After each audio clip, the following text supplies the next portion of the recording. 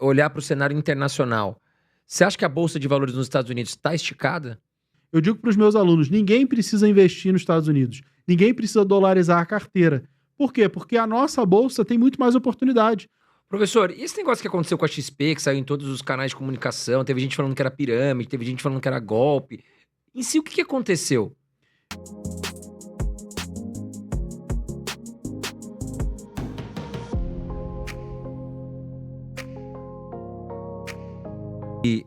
Olhar para o cenário internacional, você acha que a Bolsa de Valores nos Estados Unidos está esticada?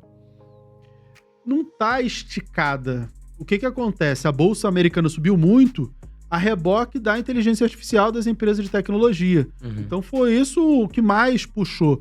Mas as empresas mais tradicionais, setor bancário, setor de energia, setor de infraestrutura, isso tudo ainda ficou para trás. Então a gente tem bastante oportunidade lá. E até a própria inteligência artificial, ela vai trazer muitas oportunidades para a economia do mundo inteiro, de uma maneira geral, mas tem alguns setores que ainda vão se beneficiar muito. Claro que todo mundo, quando a gente fala de inteligência artificial, todo mundo vai falar assim, Nvidia, Apple, mas, por exemplo, as empresas de saúde, aquela, acho que é Lilly, alguma coisa assim, que é do Mondiaro, Sim, todo mundo tá falando de emagrecimento, Lilly, né? Lilly. Acho que é L.Lilly, alguma coisa assim. Acho que é a 11ª maior dos Estados Unidos. São as empresas de tecnologia voltadas à saúde vão acelerar demais as suas pesquisas com inteligência artificial e tendem a dar um retorno muito, muito grande. Então, é interessante para a gente ficar de olho. Mas eu vejo oportunidades na economia americana, sim. Só que a economia americana, ela é interessante. Assim, uma coisa que acho que eu nem falei pouco na internet, mais para os meus alunos. Se a gente pegar os últimos 30 anos, as margens de lucro das empresas americanas, a margem saiu de 4% para 20%, em média.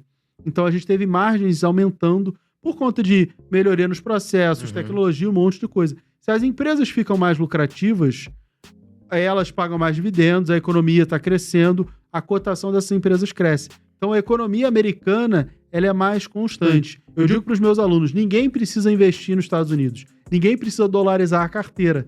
Por quê? Porque a nossa bolsa tem muito mais oportunidade. É só você comprar na baixa, vender na alta. Comprar na baixa, vender na alta, vai fazendo esse trade. O problema é que é muito difícil. E aí, quando a gente fala de bolsa americana, não é que seja melhor, que vai dar mais retorno, é porque é mais fácil. Mais sólida, porque é uma bolsa que vai... Uma economia que vai crescendo, crescendo, crescendo. Se você compra ETF e simplesmente você compra sempre, a chance que você tem de ganhar dinheiro é muito maior.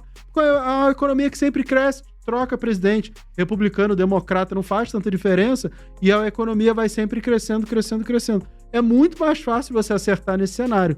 Por isso que, assim, hoje em dia a gente fala muito de investimento nos Estados Unidos, porque se popularizou, porque a gente tem muitos veículos. Mas se a gente olha dados econômicos históricos dos Estados Unidos, é uma economia mais fácil de você acertar.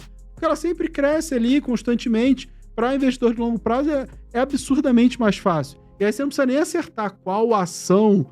Pô, tem milhares de ETFs lá, só de renda fixa. Deixa no ETF do SP500, você vai dormir em paz, né? De REITs, de S&P, bota lá.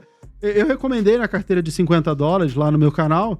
ETF de ouro, ETF de REITs, ETF de S&P, cara. E aí o pessoal, e aí? Eu falei, não, o ETF é um negócio que você vai comprando sempre. Ainda paga dividendos, ETFs americanos, então é bem mais fácil. Eu acho que é uma coisa que o pessoal se preocupa muito, desculpa se eu te interrompida, é a questão de tributação nos Estados Unidos e taxas. As pessoas sempre perguntam, mas é a questão de taxa, a questão de tributação. Fala um pouquinho, professor, sobre isso. Os dividendos nos Estados Unidos, eles são cobrados a 35% de imposto, né? E aí, o que se tem como objetivo nos Estados Unidos? Diferente do Brasil, que não cobra, pelo menos por enquanto, imposto sobre os dividendos, aqui as empresas se sentem mais livres para pagar mais dividendos. Nos Estados Unidos, as empresas buscam outros meios de remunerar o acionista. Então, se você olha na literatura, é normal, tá lá, recompra de ações é quase que lei para as empresas. Todas as empresas fazem. Por quê? Porque você está recomprando, você não está pagando dividendo. Você está valorizando o patrimônio do acionista à medida que você faz a recompra e o cancelamento das ações, porque as que permanecem, essas vão ter mais valor. e aí você está entregando valor ao acionista sem precisar pagar o dividendo, porque seria tributado. Você pode fazer uma bonificação de ações. Você está dando ação e não está dando dinheiro. Então, existem N maneiras. Lá nos Estados Unidos, eles estão mais focados em crescimento do que em distribuição de dividendos. E aí, isso eu acho muito interessante na economia americana. Por quê?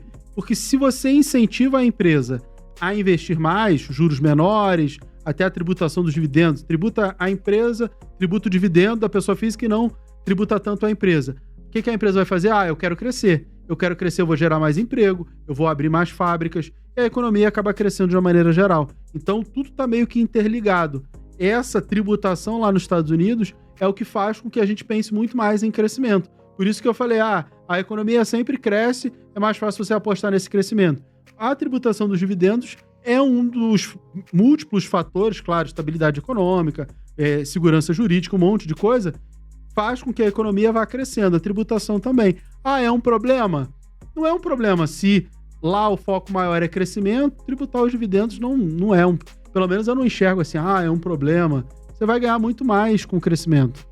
Professor, e esse negócio que aconteceu com a XP, que saiu em todos os canais de comunicação, teve gente falando que era pirâmide, teve gente falando que era golpe.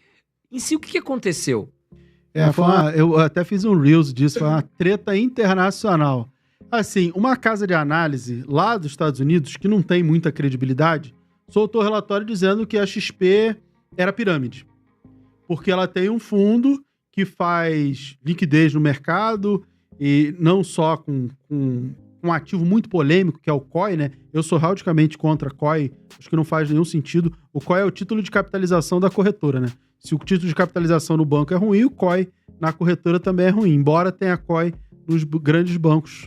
E aí, essa casa de análise fez uma análise, dizem que muito superficial, porque não dá para ter uma análise tão profunda, que o dinheiro que a XP tem de lucro, ele vem de dois fundos, um fundo que investe no outro, e esse fundo ele é justamente que é responsável por prover a liquidez. A RLP dos mini-contratos, dos trades de mini-contrato, o lucro, em teoria, iria para lá. As operações de COI, as operações estruturadas, né, certificado de operação estruturada, que é o COI, iria para lá. E o lucro e o que a XP tira desses fundos é, tipo, o lucro ou mais do que o lucro da XP. Então, se a galera ficasse mais esperta, os investidores, e parassem de comprar COI, que os assessores ficam empurrando nos investidores, não só da XP, do mercado inteiro, se eles pararem, a XP quebra. E aí precisa sempre, cada vez, empurrar mais. É o que eles disseram. Mas é difícil de provar essa teoria, tá? Mas que a galera empurra COI nos clientes, isso é um fato. Quantidade de clientes, de gente que me... Clientes não, de pessoas, seguidores que me procuram, falam, eu tenho. Quando eu fiz esse Reels, todo mundo, eu caí nessa do COI, eu caí, perdi dinheiro. Todo mundo falando assim, eu não vi ninguém que ganhou dinheiro com o COI. Então, deve ter, óbvio que deve ter, mas assim, 1% ganhou, 99% perdeu. E aí, será que todo o lucro da XP vem desse tipo de operação? Eles ficaram comparando com outras empresas que tem, como o BTG, que seria um par para a XP, que aí tem múltiplas fontes de receita, mas ficou uma coisa um pouco nebulosa. A XP meio que se defendeu, mas não deixou também muito claro, e aí a gente vai ver se desenrolar. Muita gente ficou com medo assim, eu vou perder todo o meu dinheiro, eu vou tirar todo o dinheiro de lá, e aí é importante que a gente esclareça algumas coisas. Você botou o dinheiro na corretora, a corretora é só uma ponte entre você e a bolsa, entre você e o banco emissor do CDB. Se a corretora quebra e, assim, não existe nenhuma expectativa, nem nada em lugar nenhum que diga que XP vai quebrar. Assim, ninguém nunca pensou nisso, tá? Então é bom que se diga. Mas se uma empresa quebra, uma corretora quebra, como a gente já viu algumas corretoras quebrarem, você simplesmente pega os seus investimentos e transporta para outra corretora, Sim. fazendo a transferência de custódia. O que estaria em risco? Dinheiro em conta, parado em conta corrente, mas você pode acionar o MRP, que é o mecanismo de ressarcimento de prejuízo da própria B3, tem uma série de regras, não é qualquer dinheiro na conta que pode ser acionado nesse mecanismo, mas você até teria essa opção, e os CDBs emitidos pela própria XP. Só que aí CDB ou outros títulos emitidos pela XP tem Fundo Garantidor de Crédito, tem FGC. Ah, Miriam, mas são outros títulos que não tem FGC. Aí sim seria um risco. Mas é muito difícil. Eu nem lembro de nenhum título que tenha da XP, tipo um CCB, não tem FGC, mas pelo menos eu não me lembro de nenhum título, ou o COI emitido pela própria XP seria um risco se quebrasse, mas uma meia dúzia de ativos, o restante você consegue transferir de uma corretora para outra. E aí não é a XP, qualquer corretora que quebre, você pode pegar os seus ativos e carregar para outra instituição. Não é ai meu Deus, que desespero, vou tirar tudo da XP.